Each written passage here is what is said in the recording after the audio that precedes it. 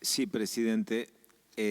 Primeramente me gustaría, si es que el miembro informante nos puede leer cuáles son las modificaciones que le van a realizar al proyecto de presupuesto que fuera aprobado por la Cámara de Diputados y que se incorporara con las planillas, porque forma parte integrante en función de ese error supuestamente involuntario que se dio cuenta para saber concretamente de lo que se está hablando. Como el presidente, el miembro informante, si nos puede aclarar. Corresponde, presidente de la comisión. ¿Tener modificaciones en el presupuesto? Usted en su momento, senador Caserio, cuando ha hecho uso de la palabra, leyó un informe, una nota dirigida de la Cámara de Diputados, donde aparentemente son 35 planillas anexas que no fueran considerados, que se votaron en total, pero que no fueron analizadas en la propia Cámara y que en este recinto tampoco en la comisión fueron discutidas. Entonces yo quisiera saber si se puede informar al recinto cuáles son los anexos y en qué consisten en definitiva esas incorporaciones que van a ser remitidas. Planilla, senador, obran en secretaría. Bueno, está bien, pero a ver, yo interpreto, presidente, de que independientemente de que obren en secretaría, de que de alguna manera los señores senadores deberían tener información al respecto, ¿no? Sí, a ver, más allá de que tiene usted la palabra para el cierre y después viene el cierre del presidente del bloque oficialista, siempre a la hora de votar es donde se establecen las modificaciones y las propuestas de modificaciones. Así que me parece que tendríamos que hacer el uso de los cierres y una vez que estemos encaminados a la votación, hacer esta aclaración o el criterio que se va a tomar para esta aclaración, es lo que entiendo. Bueno, yo solamente quiero dejar sentada nuestra posición de que cuando se cierra, porque este intercambio ya lo hemos tenido con la vicepresidenta de la República, la presidenta del Senado. Los cierres son los cierres y creo que cualquier tipo de corrección o de preguntas previas en cuanto a los miembros informantes es anterior al cierre. Ahora, si la presidencia toma la decisión y así lo considera que con posterioridad al cierre el miembro informante debe aclarar, es decisión de la presidencia. Sí, senador Caserio. Simplemente quiero dejar claro, la buena fue nuestra. Hemos enviado las planillas a los presidentes de bloque, usted la tiene, senador. Hemos enviado a la Secretaría Parlamentaria, no hay nada escondido, todo el mundo sabe qué es. Si usted pretende que la lean, bueno, van a llevar una hora a leerla, pero si ustedes lo pretenden podemos ver qué hacemos. Pero nada más que eso, las planillas son de dominio público. Más, yo expliqué, figuran en la página web del Ministerio de Economía y también las informó la oficina de presupuesto del Congreso cuando estuvimos en comisión. Estamos hablando de planillas que son públicas, que figuran en secretaría y que únicamente por un error de sistema no fueron incorporadas, nada más que eso. No estamos haciendo ningún cambio ni lo vamos a hacer. Es decisión, está bien, es decisión de la mayoría no hacer cambios, solamente lo quería dejar planteado porque son 35 planillas anexas que no fueron tratadas ni consideradas independientemente del cálculo que contempla el presupuesto. Ahora sí, presidenta, voy a dar inicio al cierre. Yo no voy a referirme a cuestiones técnicas que fueron muy precisamente especificadas por el miembro informante de nuestro interbloque en cuanto a las inconsistencias que presenta el presupuesto. Pero sí señalar que independientemente de estas inconsistencias, desde nuestro interbloque, una gran mayoría, nosotros tomamos la decisión de abstenernos como un gesto político y que se entienda bien, y vaya si no es un gesto político con la incorporación y la advertencia que tomó nota la propia presidencia de la Cámara, inclusive con este agregado de 35 planillas que no fueron consideradas, y lo hacemos esta abstención como una señal ante el primer presupuesto que presenta este nuevo gobierno. Independientemente de esas inconsistencias. Pero Pero bueno, yo quiero aprovechar en este momento, en este cierre, cuando tratamos el presupuesto, me parece que es más que oportuno hacer un balance de lo que ha pasado prácticamente en el año, porque estamos próximos a cumplir un año de la nueva gestión. Y así como a las personas es importante cuando tienen algún tipo de malestares o dolencias contar con un chequeo o un preciso diagnóstico para saber cuáles son los pasos que se tienen que tomar, a mí me parece que en la democracia en Argentina también hay que contar con un buen diagnóstico, porque de las cosas que se han dicho, por ejemplo, hemos observado en un PowerPoint las asimetrías que tienen que ver con los ingresos per cápita de la Ciudad Autónoma de Buenos Aires con otros puntos u otras provincias de la Argentina. Bueno, tienen que ver con contar con un diagnóstico preciso de la Argentina, saber medianamente qué nos pasa a los argentinos para, bueno, llegar a un estado de situación que se reitera año tras año, de crisis recurrente, de parálisis, de la incapacidad de poder forjar expectativas, previsibilidad, en definitiva herramientas de contención y que nos incluyan. Y creo que entre del diagnóstico, si nosotros tomáramos como prueba un diagnóstico, un chequeo integral, creo que nuestra democracia en los últimos años adolece de dos grandes defectos. El primer defecto tiene que ver con los personalismos. Y el personalismo no es un defecto menor.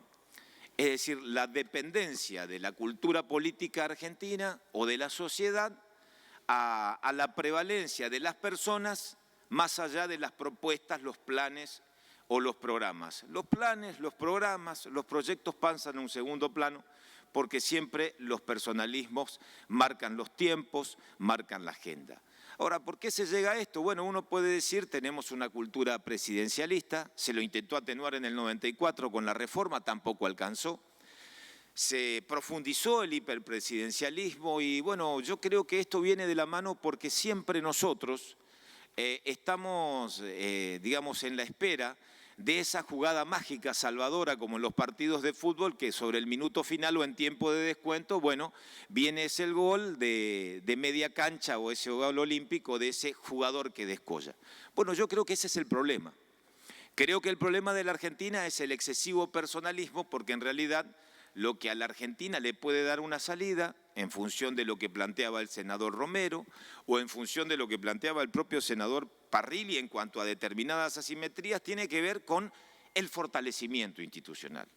¿Cómo logramos en la Argentina que las instituciones sean mucho más fuertes que la impronta de las personas? Ahora, ¿por qué digo esto? ¿Y por qué digo esto en relación al balance? Porque yo creo que en realidad, si tenemos que hacer un balance de este primer año de gestión, me parece que la impronta de las personas en la conducción del nuevo gobierno de la Argentina ha marcado los tiempos. La agenda de las personas estuvo, digamos, marcó la agenda por encima de los programas, de los planes, que han estado ausentes, realmente han estado ausentes. Lo dijo el propio presidente, no hay plan, pero sí lo que estuvo marcado son las agendas. Y yo quiero discutir un poco hacer un poco de historia en este tiempo de lo que pasó con la agenda pública en la Argentina. ¿Dónde estaba la agenda de la sociedad y por dónde pasó la agenda pública? Bueno, la agenda pública que tiene que ver con la impronta personal, fundamentalmente en este Senado hemos perdido meses discutiendo, por ejemplo, de una reforma judicial. Y esto tiene que ver con el núcleo de poder del propio gobierno. Una reforma judicial que nace de la mano del Poder Ejecutivo y que cuando, bueno, llega acá al Senado, esa reforma judicial queda limitada a una reforma de la justicia federal. Y está muy bien, porque era una reforma de la justicia federal y ahí está la impronta de la agenda personal. En este caso, esa reforma de la justicia federal, que fue marcada con mucha vehemencia y con exactitud, la señaló la vicepresidenta de la República. Pero ¿cómo termina este tema de la reforma de la justicia federal? Esta reforma de la justicia federal, que terminó absolutamente empantanada, con meses y meses de discusión, nació en este Senado quizás con, creo que eran 279 cargos, y terminamos con una especie de loteo de 1.300 y pico de cargos, y ahí está en diputados, esperando en un rincón, que es un tratamiento que quizás nunca llegue. Y ya vamos a hablar de por qué quizás nunca llegue ese tratamiento. Pero después no solamente nos detuvimos en la reforma judicial, por si nos faltaba algo a partir de julio o antes, arrancamos con otra también embestida en el ámbito institucional. Fíjense por dónde pasaba la prioridad de la agenda que hemos discutido en el Senado de la Nación y el país. Por eso quiero detenerme, pero con un espíritu autocrítico de lo que significan las agendas de las personas. El procurador, la embestida con el procurador interino, embestidas, planteos, una bicameral que no cesa, que no deja de trabajar, etcétera, etcétera, etcétera, etcétera, pero desde el 10 de marzo ingresó un pliego, el 12 de marzo, agenda de las personas, agenda del presidente, un procurador que está flotando desde el 12 de marzo, vaya a saber dónde termina, y una agenda del oficialismo en el Senado que nadie sabe cuál es la agenda del oficialismo. Entonces, agenda del presidente y la agenda del oficialismo. A ver, ¿por qué lo planteo? Porque estas cuestiones de la reforma judicial y de los traslados, que nos llevó meses de discusiones, yo diría donde estuvo marcado o cruzado a fuego hasta un nivel de intolerancia que no fue saludable. ¿Cómo terminó al final del camino? ¿Cómo terminó la agenda de las personas? Terminó en la Corte. Lo que debería haber resuelto la propia política con sentido común, con muchísimo sentido común, terminó en la Corte Suprema. ¿Y cómo termina en la Corte Suprema? A ver, ¿cómo termina en la Corte Suprema? ¿Cuál es el saldo positivo? Porque si uno dice, bueno, me paso meses disputando la legitimidad de una reforma o la legitimidad, en este caso, de embestidas con, por ejemplo, los traslados. El caso de los traslados, porque no nos privamos de nada con los traslados. Medidas precautelares, desconocimientos, proyectos de repudios, traslados de los camaristas, etcétera, etcétera, etcétera, con determinados objetivos, que pueden ser legítimos o no, pero con determinados objetivos. La teoría, la doctrina del lawfare, los traslados son interinos, etcétera. ¿Cómo termina? Termina en la Corte. ¿Pero qué resuelve la Corte al final del camino? ¿Qué resolvió la Corte? ¿Cuál fue el saldo positivo para el gobierno o para la sociedad? Ninguno. ¿Qué ha dicho la Corte? ¿Qué resolvió la Corte? Miren, en cuanto a los traslados, uno puede decir desde las pretensiones de lo que estábamos convencidos que una tradición de 70 años en la Argentina, que los traslados no son transitorios sino firmes, prácticamente fueron dejados de lado. Pero también la pretensión del oficialismo. Si uno mira el oficialismo, tampoco sirvió lo que resolvió la Corte. Es decir, un saldo negativo. A ver, todo lo actuado por los camaristas, la Corte lo convalidó. Los que pensaban en la doctrina del lawfare, que se olviden. La reforma judicial, miren, la reforma judicial, la Corte lo destrozó, destruyó la reforma judicial. Porque la Corte estableció en su criterio que las subrogancias no tienen efectos, las subrogancias en la Argentina, para un juzgado que no tengan la vacante previamente con una designación de un juez concursado. Y con la reforma judicial se crearon 23 nuevos juzgados. 23 nuevos juzgados para ser cubiertos justamente por un mecanismo transitorio, y eso tampoco corre. Como tampoco corre en la reforma judicial con la unificación de los fueros, porque se unificaron los fueros criminal y correccional y el penal y económico en un nuevo fuero penal, pero con la finalidad que sean cubiertos de manera transitoria con las subrogaciones, y tampoco no va más las subrogaciones. Entonces, por lo tanto, todo lo que quedó en diputados, todo lo que se discutió y todo lo que se piensa discutir, la Corte lo destruyó. ¿Pero por qué lo digo? No se trata de quién gana o quién pierde. Ni nosotros con esta idea de la acordada o con la doctrina de la acordada. No, ¿saben por qué hago referencia? Porque yo creo que cuando al final del camino las cuestiones que deben resolverse con mucha sensatez y con mucho sentido común desde la política, lo resuelve la justicia, es un saldo, un trago amargo para todos. Y ahí está el problema. Me parece que en la agenda de las personas, y que también es legítimo, porque la impronta tiene que ver, y ya me voy a referir a una carta, porque la impronta tiene que ver cómo se construyó un frente que gobierna la Argentina con un fuerte liderazgo, donde en una carta claramente se especificó cómo se fue consolidando ese poder que se ha articulado en la Argentina. La agenda de las personas quizás nos desvió de lo principal. No generó y la agenda principal de la sociedad pasó a un segundo plano. Y pasó a un segundo plano, cuando quizás lo prioritario pasaba porque un gobierno pueda contar con un plan de contingencias para enfrentar el derrumbe económico a partir de la pandemia. Yo no voy a responsabilizar todo al gobierno porque la pandemia es un factor que vaya si golpeó y golpeó muy fuerte a la Argentina, pero también hay instrumentos que se aplicaron y que hubo pésima, mala gestión. Y me parece que también es bueno reconocer que el presidente y su equipo ha habido mala gestión. En la prolongación de la cuarentena fue un error. Si arrancaste con 23 casos y hoy ocupás el 7º país del mundo con mayor contagiados por habitantes, hay un error, una mala gestión. También hubo mala gestión porque estableciste una falsa confrontación de la economía con la salud y terminaste generando, digamos, una especie de disgregación donde nunca se concilió ni la libertad, ni la economía, ni la salud, y en eso hubo mala gestión. Y en esa mala gestión tampoco se advirtió, mientras perdíamos meses discutiendo agenda de personas, debilitamos quizás lo más importante, que es la institucionalidad, en un momento difícil, complejo, de crisis. Y la agenda principal para la sociedad estaba ahí. 20.000 pymes que cerraron, 40.000 comercios con persianas bajas, el 88% para julio de la sociedad endeudada, y las respuestas fueron siempre espasmódicas. Y en ese tiempo nos decían, bueno, no hay plan, no hay hoja de ruta, la hoja de ruta llegará al final del camino. Y yo lo planteo porque hoy sí tenemos hoja de ruta. Lo dice el propio mensaje de elevación. Hoy contamos con una hoja de ruta muy clara, la hoja de ruta que nos presenta el gobierno con el presupuesto. Y la verdad que, lo quiero decir a modo reflexivo, ¿no?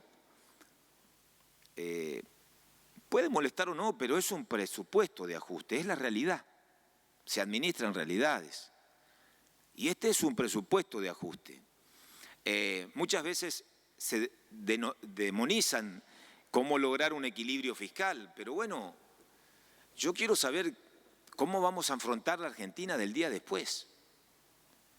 Porque con este presupuesto, con esta hoja de ruta, la primera vez, la hoja de ruta del presidente Alberto Fernández, hay 8.900.000 argentinos, casi 9 millones de argentinos que a partir de diciembre van a dejar de percibir el ingreso familiar de emergencia.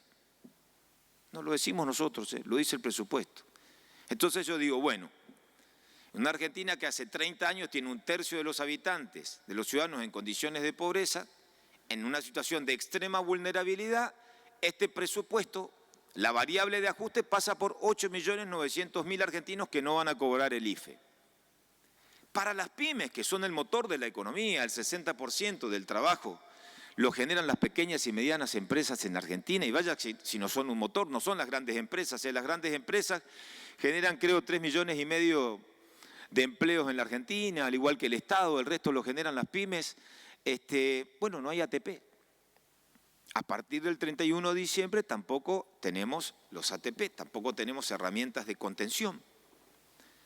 Es un presupuesto que también nos tiende a, digamos, a un haber jubilatorio tendiente a la baja, con una nueva fórmula que no se le incorpora, pero está. Y también los criterios para actualizar la asignación universal por hijo también tienen criterios que están medianamente con una tendencia a la baja. Entonces yo digo, a ver, el camino lo eligió el gobierno. Este es el camino, la hoja de ruta del gobierno. Es decir, bueno, yo equilibro o trato de equilibrar, 8.900.000 argentinos no tienen ingresos. Los jubilados van a tener un ingreso inferior, mucho más inferior que la fórmula anterior, lo van a tener. Miren, la inflación acumulada, por ejemplo, de este mes creo que fue de 3,8, la inflación a octubre, la más alta. Si uno tiene una proyección, ojalá que no llegue, son 56% anualizada. Ojalá que no se dé, bueno, el presupuesto nos habla de una inflación del 20 y pico. Ojalá se pueda dar. Ojalá también se pueda dar un tipo de cambio a 102. porque hoy la gente sale corriendo si encuentra en el mercado paralelo o en el blue o dólar negro, como crea, un tipo de cambio 102. Bueno, ojalá se pueda dar, lo deseamos todos, lo anhelamos todos. Pero independientemente de esto, de lo que uno pueda anhelar, cómo se administran realidades, la pregunta que nosotros hacemos, ¿cómo seguimos con esto? ¿Cómo seguimos? Porque si uno dice, bueno, 8.900.000 argentinos sin IFE, jubilados con actualización para la baja, las empresas, las pymes, no hay más ATP. Bueno, no hay vacuna, tampoco nadie sabe. Y tampoco, si es que llega la vacuna, y ojalá llegue mañana, no es que por arte de magia llegó la vacuna y la economía se reactiva. Cambian las expectativas, pero no alcanza con las expectativas. Se requieren de certezas, se requieren de gestos muy potentes del gobierno. En este caso, cuando hablo del gobierno, los que están allá en la Casa Rosada. Porque lo que no se ve es un plan. Así como en el año, yo por eso marqué este tema del personalismo lo grafiqué como un problema, creo yo, crónico de la Argentina. Hay dos problemas. El segundo me voy a referir al final, que para muchos es mala palabra, que es el acuerdo, pero quiero dejarlo para el final. El primero, los personalismos, es decir, creerse que las personas son insustituibles, una especie de irreemplazables, están por encima de las instituciones, y ese es un gran problema. Para el abordaje integral, desde el PowerPoint, con los ingresos per cápita de la ciudad, cuando uno mira al interior, bueno, ese es un debate que se merece la Argentina en su integralidad, como una ley de coparticipación. Pero yo digo, ¿cuál es el plan? Honestamente, yo le pregunto al oficialismo si realmente el oficialismo tiene conocimiento del plan, del programa. ¿Cuál es el motor de la economía que tiene este gobierno para generar previsibilidad, certidumbre? ¿Cuál es el plan de contención para los que dejan de percibir el ingreso familiar de emergencia? Lo advirtió también la CGT, no lo decimos nosotros. También la CGT, con un comunicado, ha dicho que este es un presupuesto de ajuste. Acompañó al gobierno, como acompañaron muchos, pero ya se cumple un año de gestión. Y si al año de gestión y al final del camino no hay un plan, estamos en un gran problema. Y el problema que tenemos nosotros es que no hay una hoja de ruta más allá de este ajuste. Si la hoja de ruta es ajuste, es esa exclusión y ataque a los sectores más vulnerables, estamos en problemas. Podrán decir lo que quieran del pasado. Yo escuché la deuda, etcétera, etcétera, etcétera. Escuché de todos. Pero miren, en el pasado, independientemente más allá de las tarifas que fueron fuertes y pegaron a los sectores medios, el esfuerzo pasaba por contener a los sectores vulnerables en la sociedad argentina. No pasó un lápiz rojo para que no se cobre la UH, ni para que cobre un plan transitorio o de emergencia del Estado no cobre un centavo. Esto es para mí, inédito en una situación de pandemia, en una situación de crisis como la Argentina, que hoy el presupuesto contemple que 8.900.000 argentinos dan un salto al vacío. Y no sabemos cuál es el plan de contingencia o de compensación. Y ya no es un problema del gobierno, ni tampoco es un problema de las personas. Esto es un problema de la política. Por eso yo planteo el problema de la agenda, de la necesidad de contar con una agenda que genere fortalezas institucionales en la Argentina. Y creo que esto no lo advierte el presidente de la República y su equipo. ¿Y saben por qué no lo advierte? Porque hay un distanciamiento enorme de la realidad. En la Casa Rosada se da un distanciamiento enorme de la realidad, con algunas declaraciones del jefe de gabinete, inclusive, qué sé yo, hasta, no sé, para intentar de quedar bien, ni siquiera conoce cómo es el punteo, el mapa político del Senado, de la articulación política de la Argentina. Entonces, ese desconocimiento, esta idea de los funcionarios que funcionan pero no funcionan, esta especie de service que necesita el gobierno después de un año, también genera este tipo de incertidumbres. Entonces, independientemente, dando vuelta a la página de los errores cometidos, y esperemos que no se cometan, porque no le sirve a nadie, cuando al final del camino resolvió la justicia porque no le sirvió a nadie, perdió la política. Y la verdad me genera un trago amargo que la Corte resuelva lo que tiene que resolver la política. ¿Y saben por qué lo planteo? Porque también hay una materia pendiente. Miren, estamos discutiendo estas cosas y hoy en la Argentina hay algunos argentinos que no pueden ingresar a su casa. No pueden ingresar a su casa. Bueno, la provincia de San Luis, creo que ayer leí que estableció con un PCR negativo para ingresar a su propia provincia. Y hay ciudadanos como en mi provincia que no pueden ingresar a su casa hace 8 meses. En esta Argentina que está a la espera de 200.000 turistas extranjeros. ¿Y dónde estuvo el gobierno? Que debe garantizar la libertad de tránsito interprovincial, mirando a los costados. O dando un abrazo por una lealtad malentendida. ¿Y cómo termina esto? También en la Corte, miren. Miren lo que termina en la Corte con un habeas corpus. A ver cómo uno puede regresar a su casa. Las cosas que nos trajo la pandemia. Lo que generó la pandemia. Cuando tiene que generarse una cultura de la solidaridad y responsabilidad política, se construyó una cultura realmente de un portador potencial como un enemigo. Lo que hemos generado en la Argentina en este año, me parece que es una buena oportunidad para replantearnos algunas cosas. Y en el marco de replantearnos algunas cosas, yo sí me quiero quedar con algo que señaló, que arrancó el senador Romero en su cierre, digamos.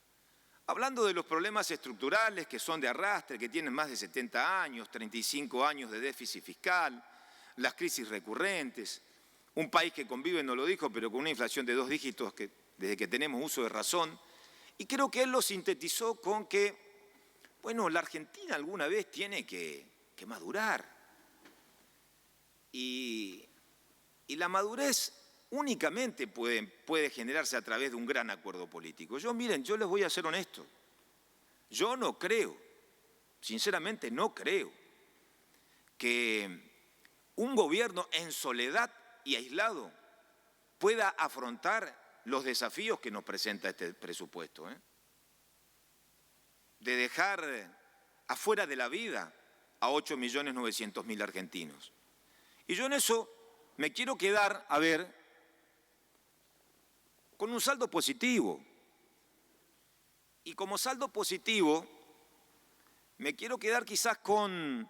Hay muchas cosas que no comparto, pero sí de la carta de la que conduce el Frente de Todos, la que tiene el liderazgo y que está y preside el Senado de la Nación.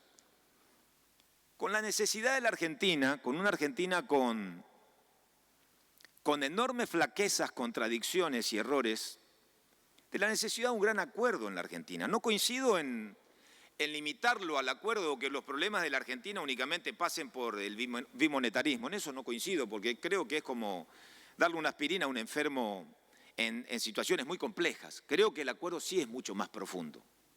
Es mucho más profundo. Y creo que un acuerdo profundo requiere tener una visión de Estado.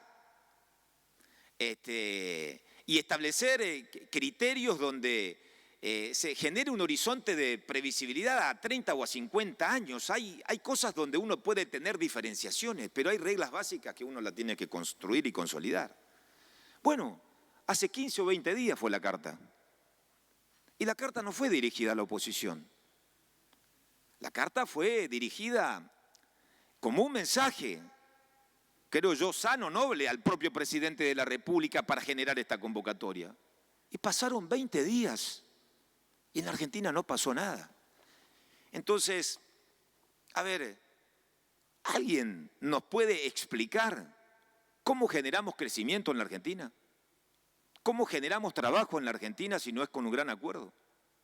¿Alguien me puede explicar cómo, si no se genera un gran acuerdo político en la Argentina, vamos a generar la previsibilidad de tener, una relación inteligente con el mundo? ¿Cómo nos reconciliamos con el mundo de las pymes que están asfixiadas con los impuestos, que no es de ahora, viene de arrastre? Estoy hablando de males de arrastre, de años, pero hay que darle un corte. ¿Cómo nosotros podemos avanzar en un gran acuerdo institucional? Porque la fortaleza institucional es la base. Me quedan 5, ya cierro. Bueno, gracias, ya voy cerrando, Presidenta. ¿Alguien puede explicarme si el camino no es un gran acuerdo? Miren, para cerrar, yo creo que son señales, hay señales claras, hay mensajes contundentes. Pasó un año. Al presidente tiene 3 años más pero la gente no puede esperar. Los tiempos electorales no son los tiempos de la sociedad. Así que, a modo de cierre, Presidenta, solamente decirle que estamos a la espera de, ojalá se entienda, el mejor aporte que le puede hacer el gobierno a la Argentina y a la política es una convocatoria inteligente. Nosotros estamos dispuestos. Bueno, esperemos que ese mensaje también sea receptado por el Poder Ejecutivo. Es el mejor, me parece a mí, el mejor aporte que puede hacer la política a un estado de desorientación generalizada de la sociedad. Gracias, Presidente. Gracias.